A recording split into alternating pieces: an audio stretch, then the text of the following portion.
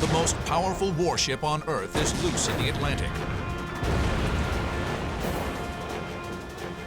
The German battleship Bismarck wields the firepower to crush any ship in the Allied fleet. The British must call on courageous airmen, flying outdated swordfish biplanes to help hunt down Hitler's superweapon and pound her into oblivion. May 26, 1941. For 30 hours, ships and planes of the British home fleet have scoured the North Atlantic for some sign of battleship Bismarck. But Bismarck has simply disappeared. We're very despondent. Everybody, and I mean everybody, from the lowest boy to the highest officer on board was in a terrible state because we had lost the Bismarck. Aboard Bismarck, the crew hopes by morning to be within 200 miles of France, waters controlled by the German Luftwaffe. Desperate to re-establish contact, Fleet Admiral Taffy dispatches Catalina flying boats, or PBYs. They're American aircraft, lend-leased to Britain to support the war effort. Their incredible 2,500-mile range makes them ideal for long-distance searches. They comb the seas for hours.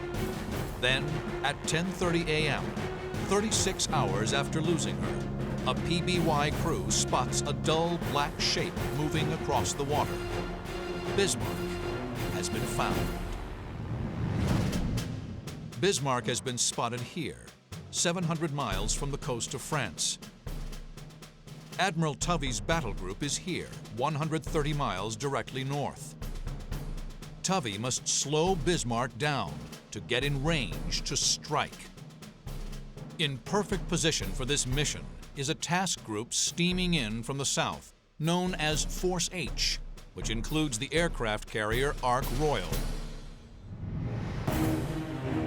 May 26, 1941, 7 p.m., 8 hours after finding Bismarck, 15 Swordfish torpedo bombers from Ark Royal speed toward the German battleship. Lieutenant John Jock Moffat pilots one of the ferry Swordfish. We were told to go in there and do our best and get as many torpedoes into her as we could possibly do. Moffat and his crew break through the clouds and descend on their target. My first impression of the Bismarck, when I saw it on my starboard side about 2 miles away, it was really awesome. Moffat's flight of 3 Swordfish close in at 115 miles per hour. 6,000 feet, all of a sudden, all hell was let loose. Bismarck's anti-aircraft gunners desperately filled the sky with flak. I had no doubts about what was going to happen, and I was scared stiff. I thought the only way I could survive was to get as low as possible. And the nearer I got to the ship, I was hoping that wouldn't be able to get their guns down low enough. Moffat closes to within 2,000 yards and prepares to launch. There was a voice suddenly says to me, "Not yet, Jock." And this was my observer. And I thought, what's happening? And he kept saying it, "Not yet, not yet." And then out of the corner of my eye, I happened to turn slightly to the right, and there was a friend of mine hanging outside this aircraft with his bottom in the air, but I don't know how he did it, in fact. But he was leaning right outside the aircraft with his head right underneath the fuselage. And he was shouting, "Not yet, not yet." And then it dawned on me why. In these high seas, Moffat's observer knows that if the torpedo hits the top of a wave, the impact could veer it off course. With only one torpedo, he has to make the shot count.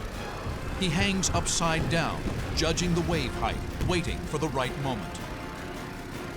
If you could release the torpedo that went into a trough of a wave, then you had a chance. And that's when he said to me, "Let her go." And when I said, "Let her go," he said, "Jock, we've got a runner." Bismarck makes a hard turn to port to avoid the torpedo. It's a fatal miscalculation. 51 seconds after Moffett launches, the deadly missile strikes Bismarck's port side on her stern. The violent explosion tears a huge hole in the hull. Air power has demonstrated its supremacy over the mightiest warship.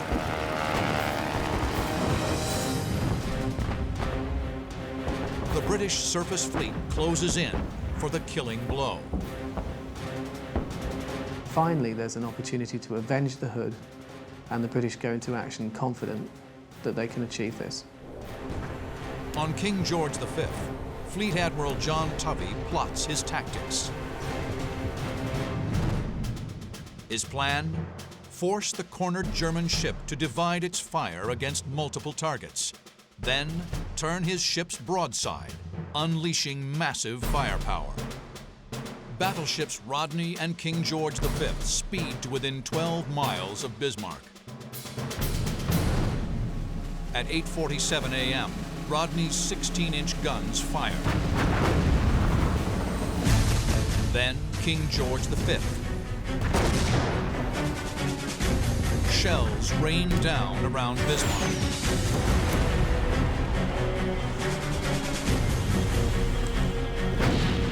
The British crew stuff cotton in their ears to deaden the sound. Their throats sting as they breathe in the cordite fumes after each salvo.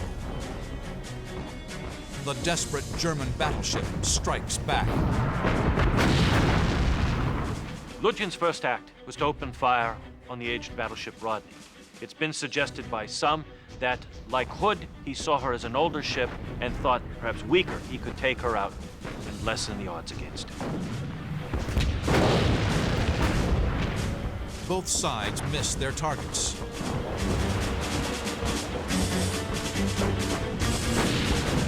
With each salvo, the gunners adjust their rangefinders. With her rudders jammed, Bismarck can't maneuver. She's an easy target.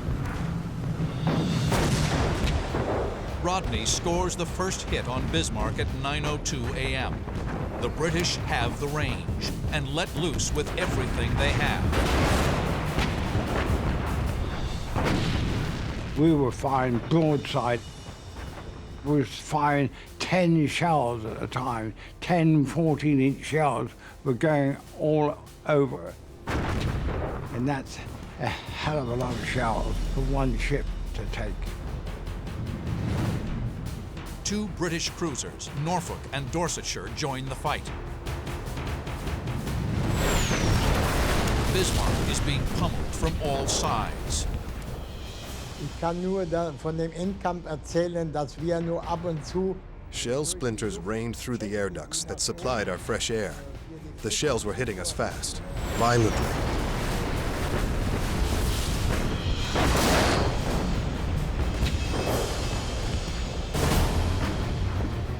Then, King George V's 14-inch guns make a critical hit. in dem Moment ging eine Granate.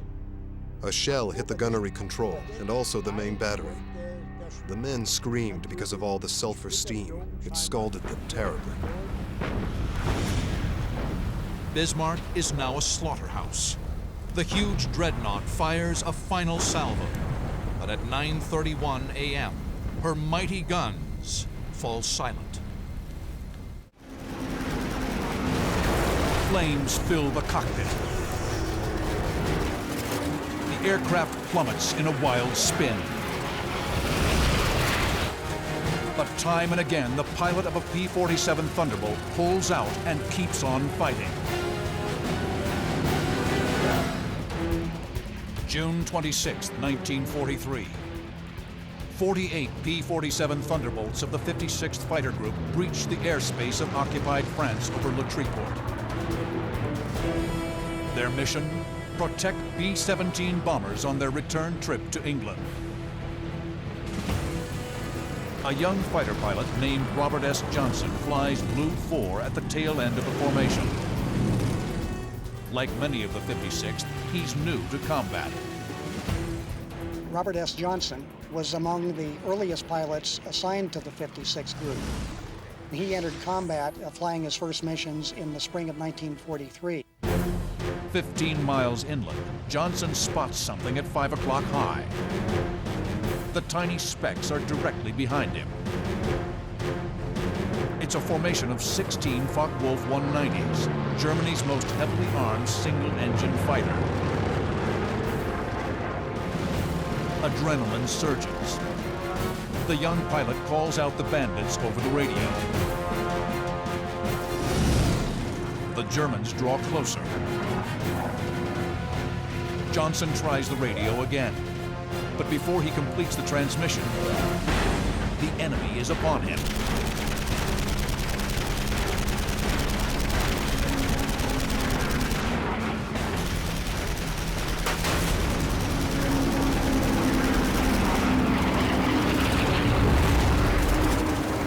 They just about shot him to pieces. His canopy was perforated. He had an explosive shell explode nearby. It left steel shards in his leg. Metal is ripped. Plexiglass shatters. A machine gun bullet grazes the tip of his nose.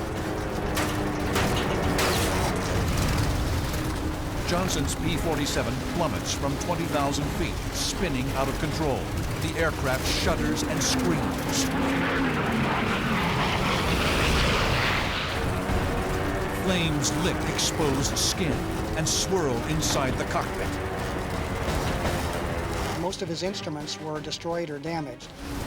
And at that point, Johnson said that he was pretty much resigned to dying. Johnson kicks left rudder to level the wings and pulls back on the stick. Incredibly, the aircraft pulls out of its death spiral, but it may not stay airborne for long.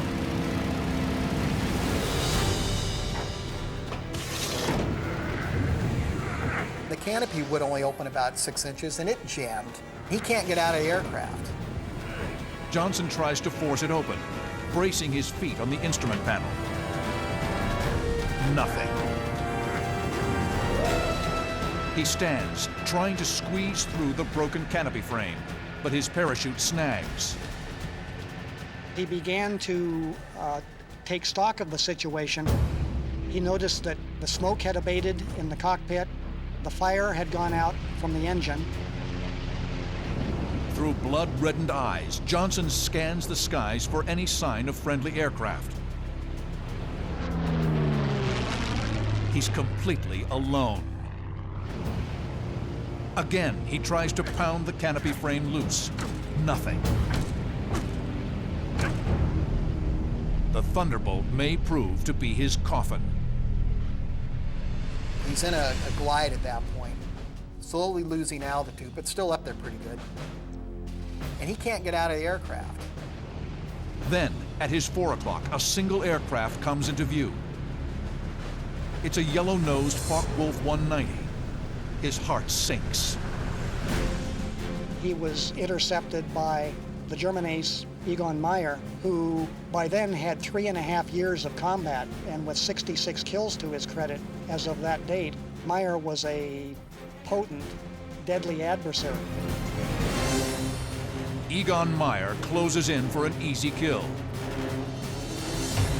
Robert Johnson's only hope for survival rests with his plane. The Thunderbolt's reputation for ruggedness will be put to the test as never before. He cannot get out of the way. He cannot outrun it. He is at the mercy of an enemy who almost surely has no mercy in him. In a futile attempt to postpone the inevitable, Johnson banks to the right. the 190 easily keeps pace. Johnson is helpless. The FW-190's nose lights up as Meyer squeezes the trigger.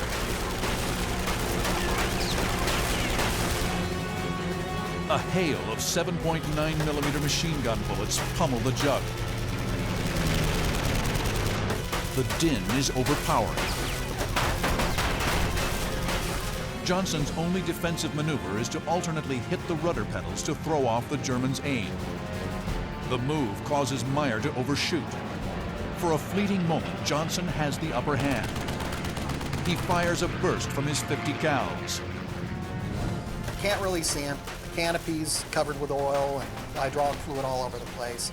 He's got fluid in his eyes are burning. But it made him feel good that he could just fire off a couple rounds and show that German pilot that, hey, I can still fight a little bit. Meyer continues a long, slow circle. Johnson can only watch. The 190 effortlessly banks in behind him. But to Johnson's amazement, the 190 pulls up on his wing. Johnson figured that at that point, well, maybe this German is out of ammunition and he's just looking me over. Egon Meyer eyes the battered jug, shakes his head in disbelief, then acknowledges the American pilot with a wave. Bob gave a sigh of relief. He said, okay, the German's letting me go. But Meyer doesn't break off. Johnson realized, oh my God, he's not finished with me yet. The P-47 is punished by another rain of lead. The Thunderbolt shudders under the impact of another burst. Incredulous, Meyer pulls up on Johnson's wing for a second time. The German is determined to finish him off.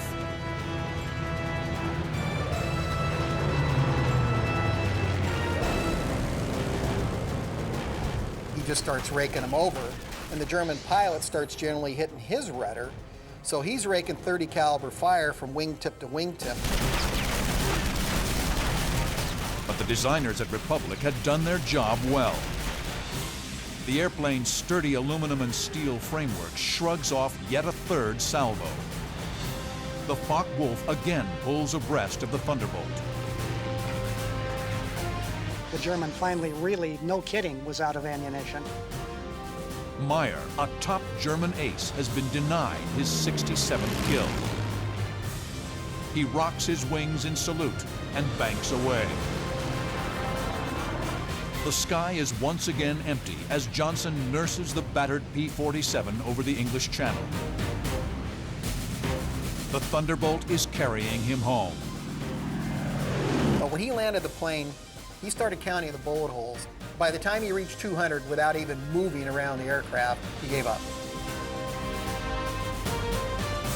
Robert S. Johnson went on to become America's second highest scoring ace of the European theater, with 27 kills in the P-47 Thunderbolt. October 12, 1944. A squadron of red-tailed P-51 Mustangs of the 332nd Fighter Group soar over Lake Balaton in southern Hungary. After completing an escort mission, they're returning to base in Italy. Among them is Captain Wendell Pruitt and his wingman, Lieutenant Lee Archer, the gruesome twosome, as they are known. As they reach the southern tip of the lake, tiny specks appear on the horizon, a swarm of German Me-109s. There were more German airplanes in the air than I've ever seen before. Kind of made a little side decision, well, this might be it.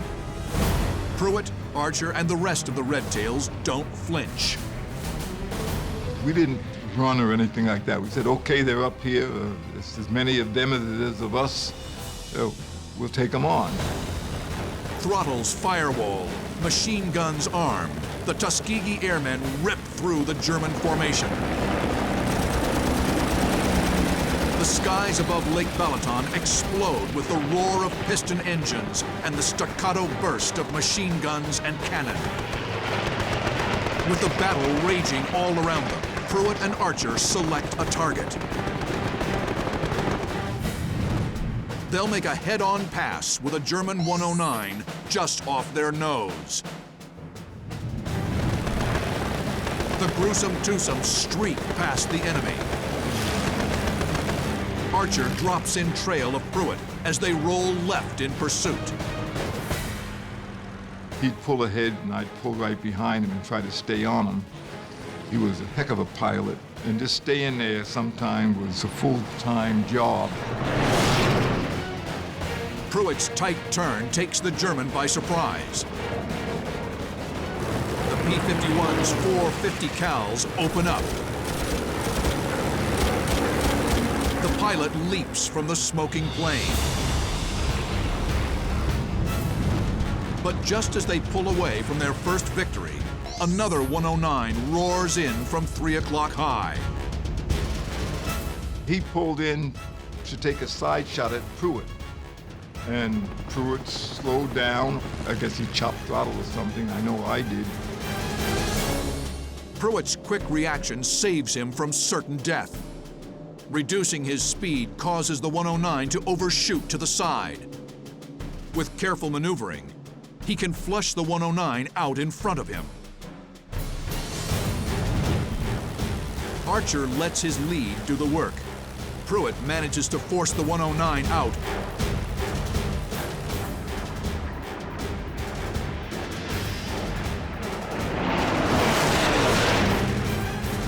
But suddenly, another German bursts into the fight. And the other one came in to get on Pruitt's tail, not realizing that my only job at that time was to protect Pruitt's tail. So it's the ME-109, there's Pruitt shooting at him, there's the ME-109 shooting at Pruitt, and there's me shooting at him. Archer expertly leads his mark and fires. The 109 tumbles, smoke belching from the wounded plane.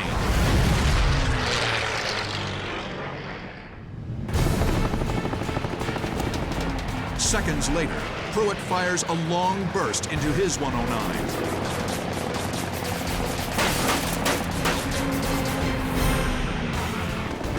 Another victory for the gruesome twosome.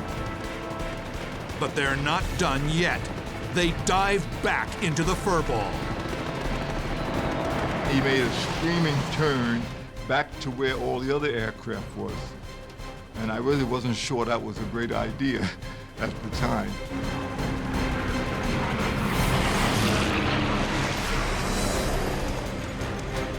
Pruitt instantly spots a target amidst the chaos. Another 109 is positioned just off his nose. As we got into the other airplanes, another one picked him up, and he made a head-on pass on him with me peppering behind him. Pruitt and Archer roar past the German, guns blazing. Archer follows Pruitt through another crushing left turn. I guess I was lagging a little bit. Another one came right in behind him. They were suckers. They didn't see the second airplane 1,000 yards behind, armed to the teeth. Again, Archer's 50 cal sparked to life.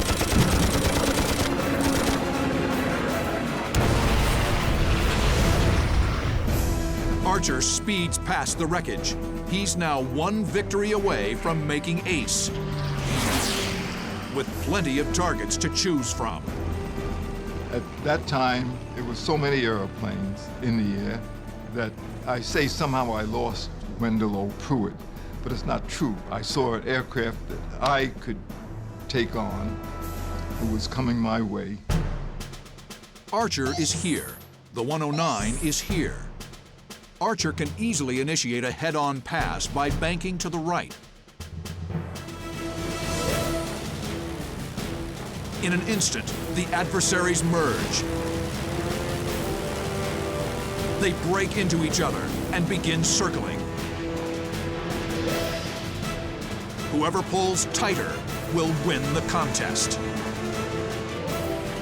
The 109 inches closer to firing position. The German's heavy cannon is poised to unleash lethal retribution on Lee Archer. The American has seconds to react. Suddenly, he spots a second 109. I look out to the right, and I see this guy all by himself, a pigeon, and he was flying straight and level. Archer brakes instinctively. Since then, a lot of people say, well, when you turned on this second aircraft, what about the guy behind you? I forgot all about him. I think that's how I got my left wing hit. And it must have been a cannon shot because it had a hole in the wing, huge, under the bottom. Archer latches onto his target.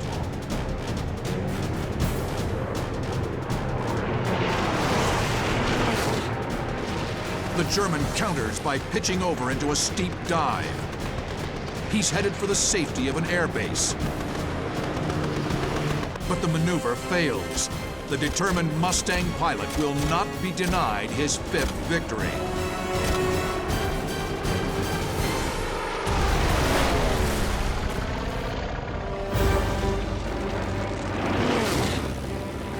Lee Archer opens the throttle and pulls away.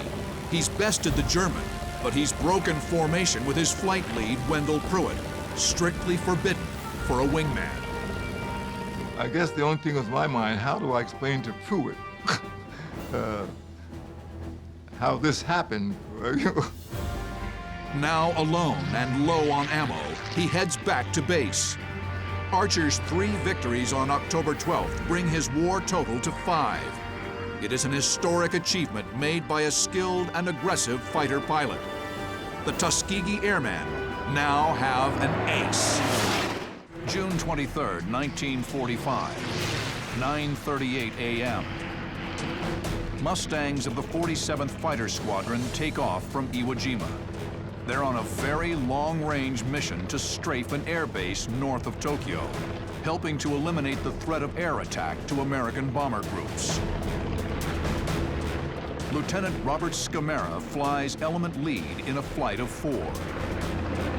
We didn't have to be tight formation, but I flew pretty close for something to do to keep me awake, because I had trouble keeping awake. The thing that's exhausting about the Mustang is not that you're strapped in and it's too hot or it's uncomfortable, it's the noise. The noise is just absolutely wears you down. Once over the mainland, the monotony fades. The 4 Mustangs of Scamera's flight prepare for battle. We flew up and headed west, expecting to find this airfield loaded with airplanes, and we were going to strafe them. But instead, they were airborne. 7 Japanese fighters are at 9 o'clock low. 17 more are at 7 o'clock high. And one of them is targeting Scamera.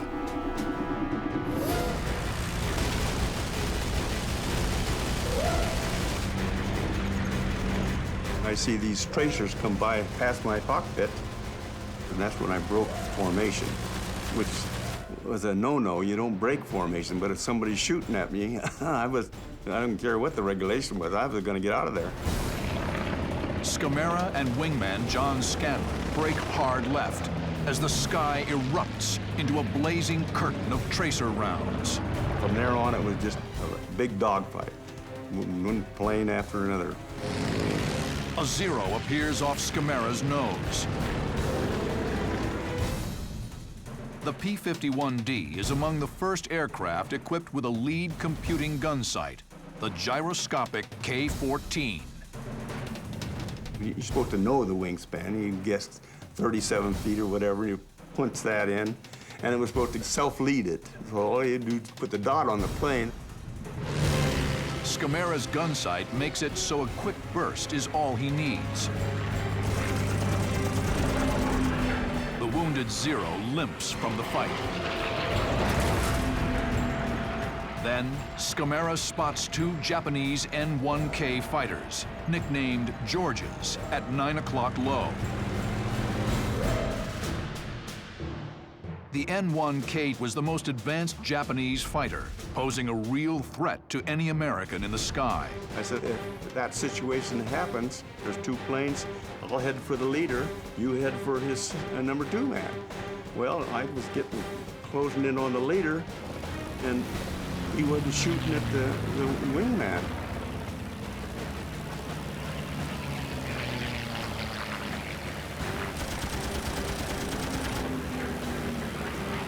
He dove down, and I took off after the leader.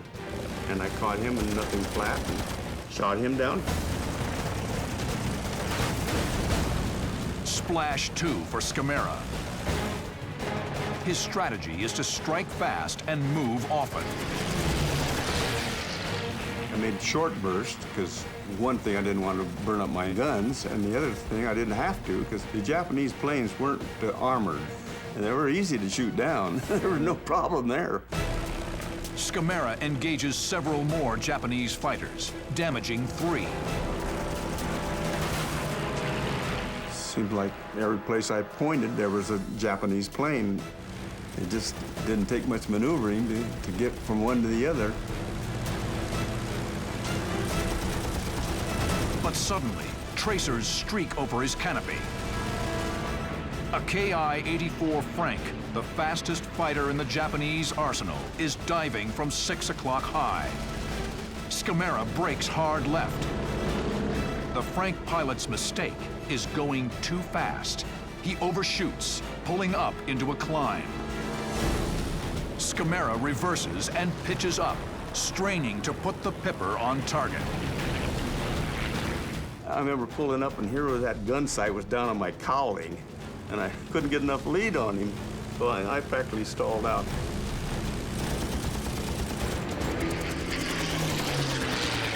Scamera manages a short burst before he's forced to dive away.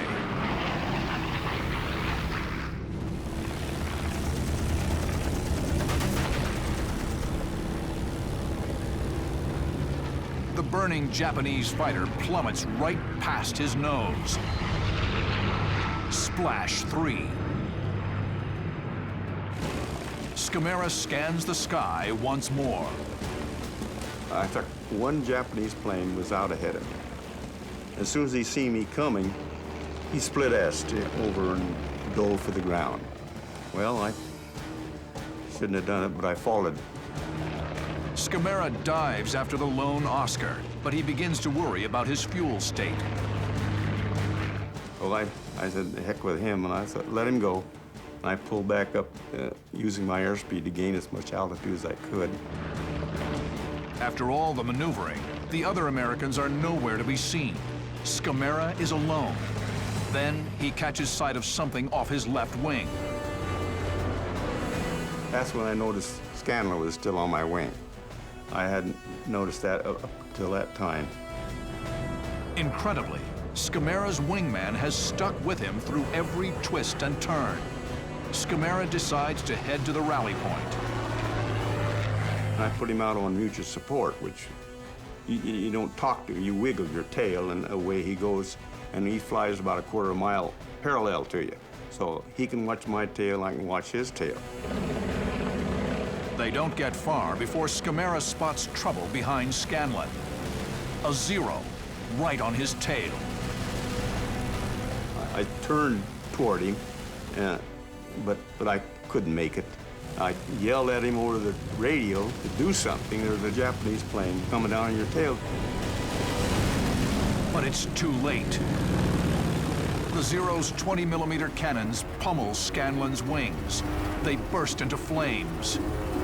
He jettisoned his canopy and he bailed out because his cockpit must have been pretty hot by then.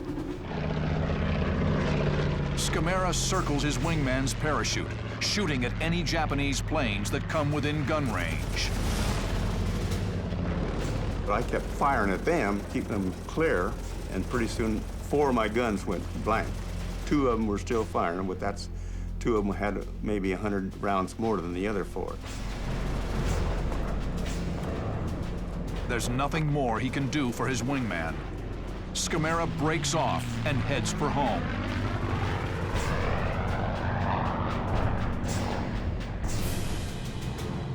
He lands back on Iwo Jima after 8 hours and 17 minutes with 6 empty guns.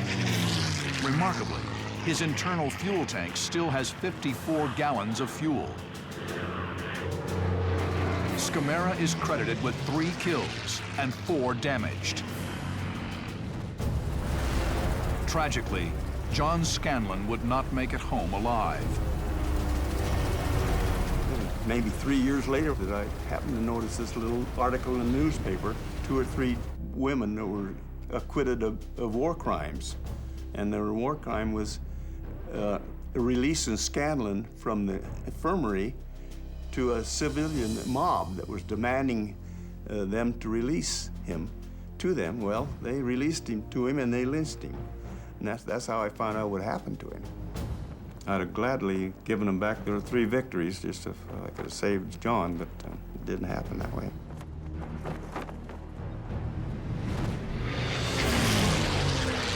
The Mustang made a significant contribution to the Allied victory in the Pacific, sweeping the skies of most Japanese fighters that threatened American bombers. February 16, 1944, dawn. Waves of Hellcat fighters speed toward Truk Atoll. Their mission? Destroy enemy shipping in the highly defended Japanese stronghold. 25-year-old Lieutenant J.G. Alex Vrashew flies with a division of 12 Hellcats from the aircraft carrier Intrepid. This was a mission that had us going against an enemy that we weren't certain of, but we felt confident. And I guess that's what a fighter pilot's supposed to be confident or he can't do his job.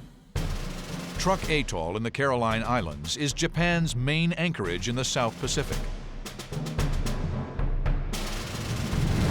They've been fortifying the atoll with port facilities and runways since the end of World War I. Truk was billed as almost impregnable, their version of Gibraltar or Pearl Harbor, and the propaganda was very strong that Truk would be an incredibly tough fight. The barrier reefs that surround Truk put the atoll out of range of the battleship's big guns. The only way in is by air. 72 Hellcats from 6 carrier air wings will swarm in to eliminate the enemy fighters. This was going to be an attack of annihilation. So what you're seeing with the Truk raid is a systematic approach to taking a substantial shore bastion and reducing it to nothingness. Pure fighter sweeps are rare. Hellcat pilots are anxious for a raid unencumbered with bomber escort. It was the first time we didn't have to escort, and we were just pure fighter, we call ourselves. And as we got closer and closer to it, and being in the plane that we knew we could handle, I'll tell you, quite honestly, we were looking forward to it. Vrashew and his wingman, Lou Little, bring up the rear of their 12-plane formation. As they fly the 90 miles from their carrier, they stay low to avoid enemy radar. Approaching the atoll, they climb to 13,000 feet. The higher altitude gives them better visibility and positions them for diving attacks. You want to have an altitude advantage because altitude can be translated into airspeed with a dive. The enemy has scrambled fighters. The Americans haven't spotted them yet. Vrashew's flight noses over to start its strafing run on the enemy airstrip.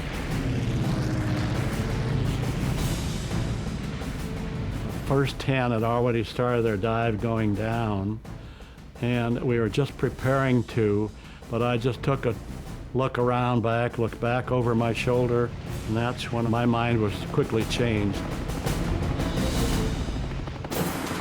There they are, 3,000 feet above, a swarm of Japanese Zeros, closing fast from 7 o'clock. Vrashew radios the other Hellcats, but they're already diving. he must stay and fight. I couldn't continue because then I'd have a stream of Zeros right behind us while we were going down. Vrashu and Little are here. The other Hellcats are here diving. The Zeros attacking from above. If Vrashu dives, the Zeros will be on his and the squadron's 6 o'clock. Perfect attack position. His only option is to turn sharply into the enemy, minimizing his cross-section and reducing his time in the Zero's gun sights. Vrashu and Little pull a hard left turn and focus on the lead Zero. He was already starting to shoot. I could see the twinkle of the guns. So I headed towards him and made a burst, a fast burst just to discourage him, and he stopped his run and just kept going down. They had a habit that they weren't afraid to attack, but once they were countered, they'd dive down for the water. The first Zero darts away, but immediately another swings around on Vrashu's tail. The Americans counter by pulling up into a steep chandelle. They're relying on the Hellcat's superior power, large wing area, and strong airframe to push them through the high G maneuver and turn the tables on the Zero.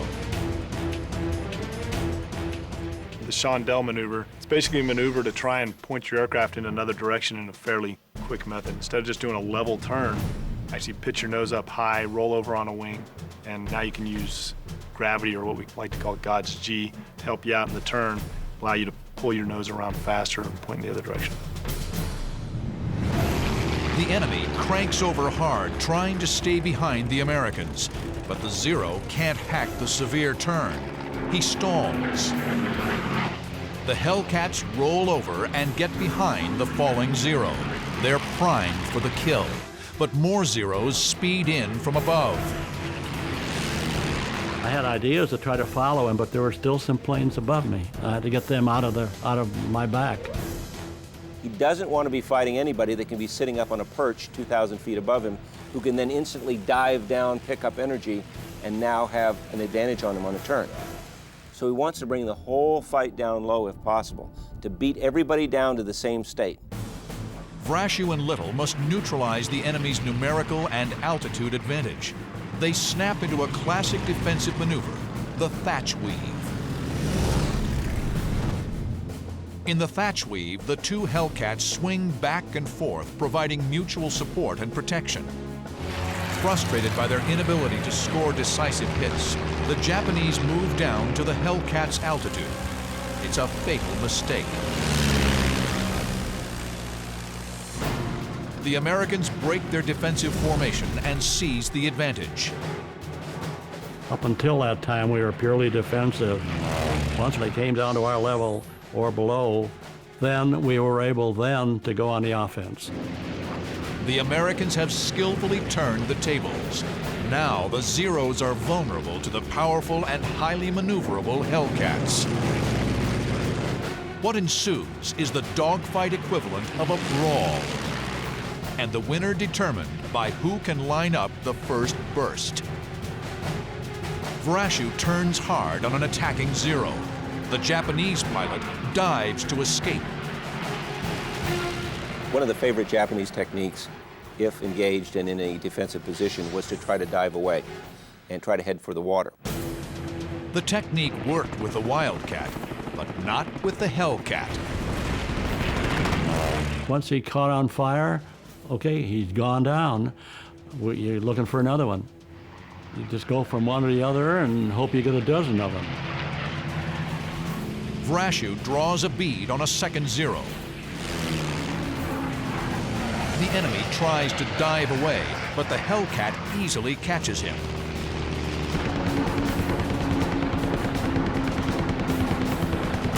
It's Vrashu's second kill of the day. Then he spots a roof, a float plane version of a Zero.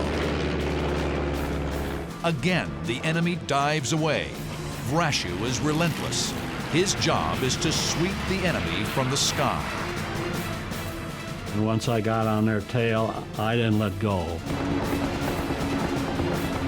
Kill number 3.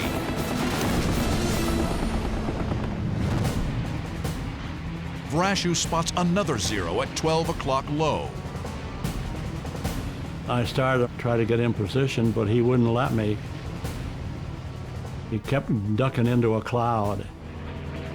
The Zero is running from cloud to cloud, so Vrashew calls on a basic dogfighting tactic.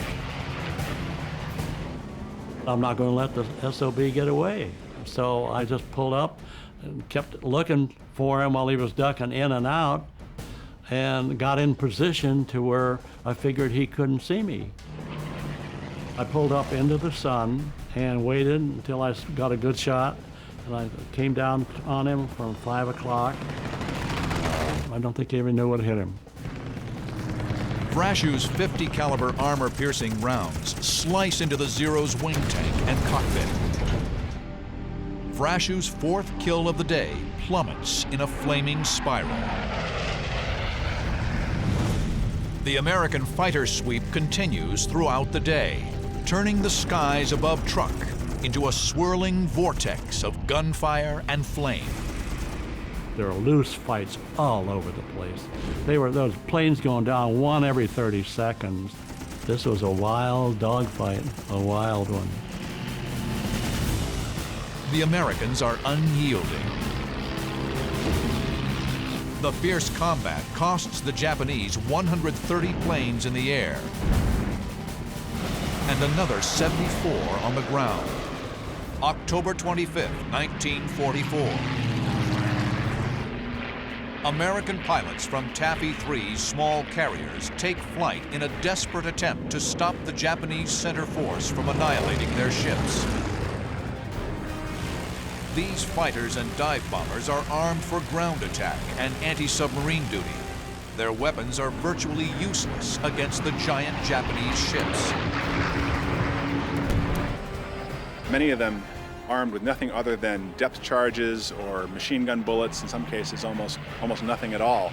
And their job is to bear down that center force and do something, anything, to prevent their carriers from being run down like dogs on a highway and slaughtered by these massive ships. Lieutenant Richard Roby flies with a division of FM-2 Wildcat fighters from the escort carrier Gambier Bay. The 24-year-old pilot maneuvers his fighter through a maelstrom of flak. You don't get scared. You get scared afterward, not during. Roby noses over from 1,200 feet, strafing Japanese destroyers with his 50 caliber machine guns.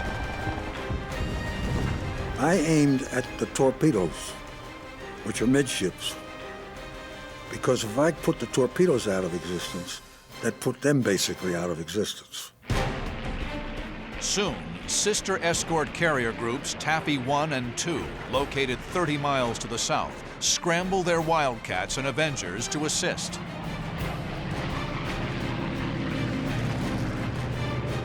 By 7:15 a.m., hundreds of Allied aircraft fill the sky. Their courageous efforts succeed in forcing the Japanese ships into defensive maneuvers. This break in the attack allows the destroyers Hole and Heermann to launch torpedo strikes. Heermann's torpedoes miss their intended target, but streak toward Yamato. The Japanese flagship turns hard to avoid the incoming threat. From the cockpit of his FM-2 Wildcat, Richard Roby spots the retreating Japanese flagship and moves in with his 50 calibers. I started shooting at the anti-aircraft positions on the foredeck because they're unprotected. They're just out in the open. But then eventually I got to the point I couldn't bear on them because I was too low. That's when I shot at the bridge. I stopped firing because I ran out of ammunition. Surprisingly, after the air and torpedo assault, Yamato does not rejoin the fight. But Kurita's center force still wields plenty of deadly firepower. At 7:35 a.m., the tiny American destroyer escort Samuel B. Roberts enters the fray. She heads out on a torpedo run towards the heavy cruiser Chokai. Under cover of smoke, Roberts advances to within 2.5 miles of Chokai. We could see his two front 8-inch gun turrets turning toward us.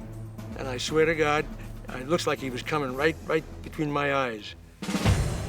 Chokai fires 8-inch projectiles, each weighing nearly 300 pounds.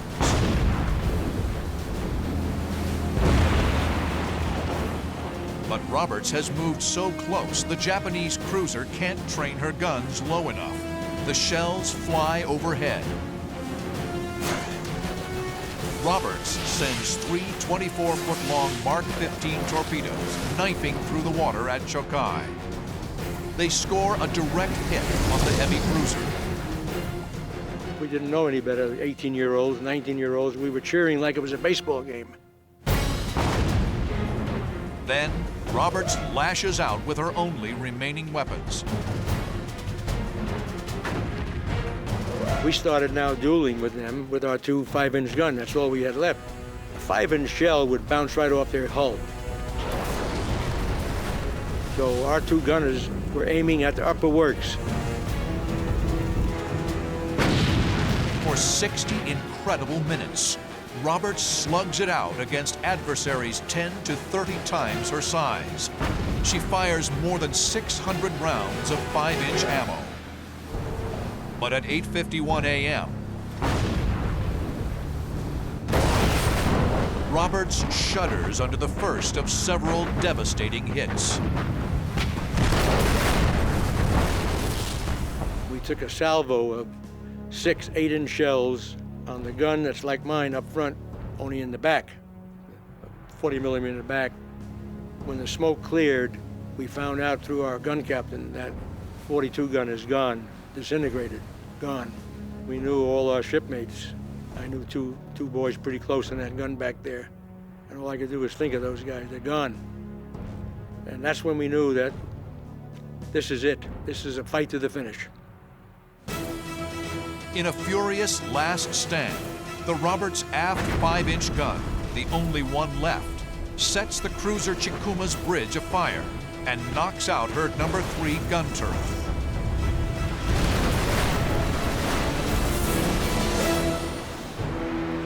Moments later, 3 14-inch projectiles from the battleship Congo impact the Roberts.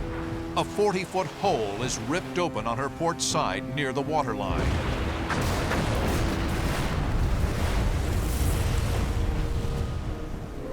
You could drive a semi-truck through there.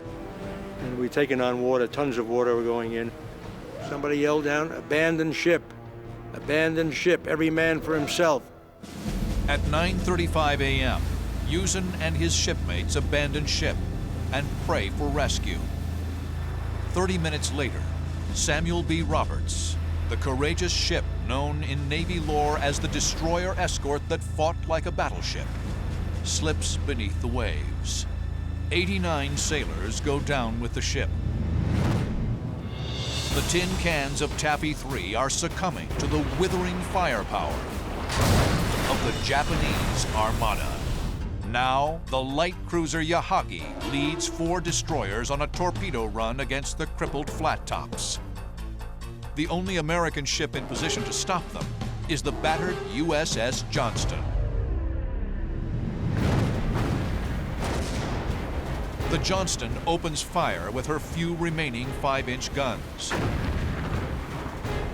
Anytime we could get keyed in on something, we fired. And we kept firing as long as we possibly could.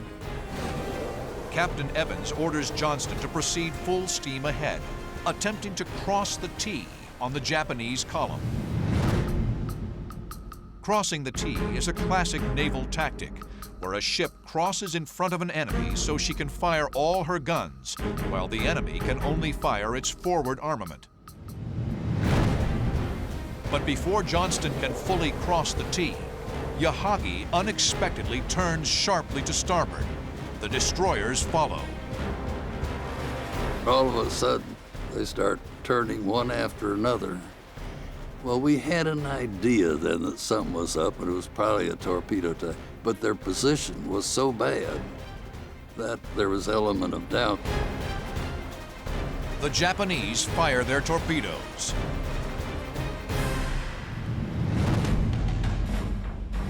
The Japanese Type 93 Long Lance is one of the most successful torpedoes of the war. With a maximum range of 20 miles and 1,000-pound explosive charge, it could sink a warship with a well-placed hit. As with all torpedoes, speed, range, and running depth must be preset. But the Johnston has caused the Japanese to fire prematurely, before making proper adjustments. The torpedoes miss their mark.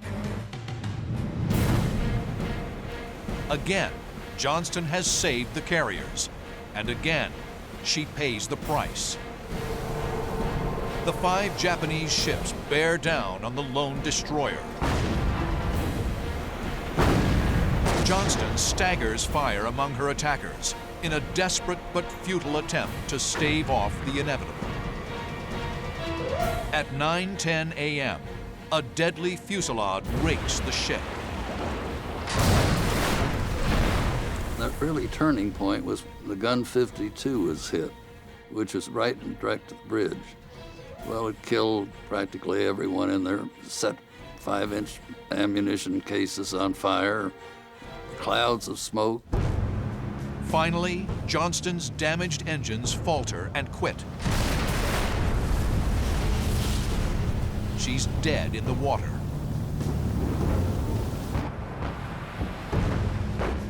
Enemy destroyers encircle the crippled ship, firing relentlessly. The ship was just taking so many hits that they couldn't patch the holes fast enough, and just impossible to keep her afloat. At 9:45 a.m., 2 hours and 45 minutes into the battle, Captain Evans gives the order to abandon ship. 25 minutes later, the Johnston sinks beneath the waves. 186 of her crew are lost. But incredibly, Johnston and Taffy 3 have achieved the impossible.